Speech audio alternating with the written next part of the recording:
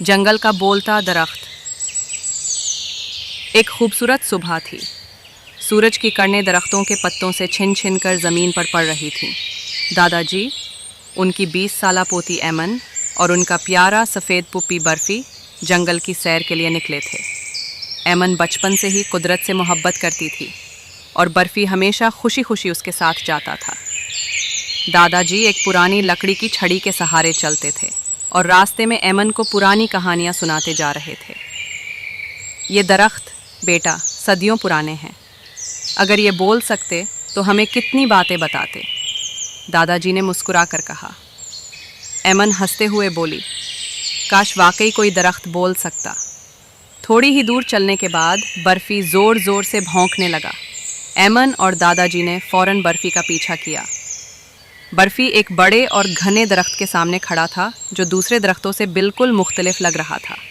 अचानक एक नर्म और गूंजती हुई आवाज़ सुनाई दी, रुक जाओ, मुझे तुमसे बात करनी है। एमन चौंक गई। दादाजी, ये आवाज़ दरख्त से आई। दरख्त ने फिर कहा, हाँ, मैं बोल सकता हूँ। मैं इस जंगल का सबसे पुराना दरख्त हूँ। मुझे तुम्हारी मदद चाहिए। एमन और दादाजी हैरत से एक दूसरे को देखने लगे। दरख्त ने बताया कि उसकी जड़ों के नीचे एक नन्हा खरगोश फंस गया है जो कल रात तूफान में आ गया था। वो कोशिश करता रहा निकलने की, मगर जड़ें बहुत भारी हो गई थीं। एमन ने फ़ौरन ज़मीन पर घुटने टाके और जड़ों के दरमियान झांक कर देखा। वाकई एक नन्हा सा सफ़ेद खरगोश कांप रहा था। ओ बेचारा, एमन ने कहा।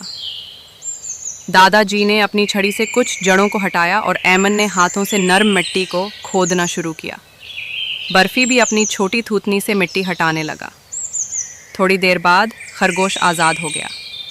वो तेज़ी से बाहर निकला और एमन के कदमों में बैठ गया जैसे शुक्रिया अदा कर रहा हो।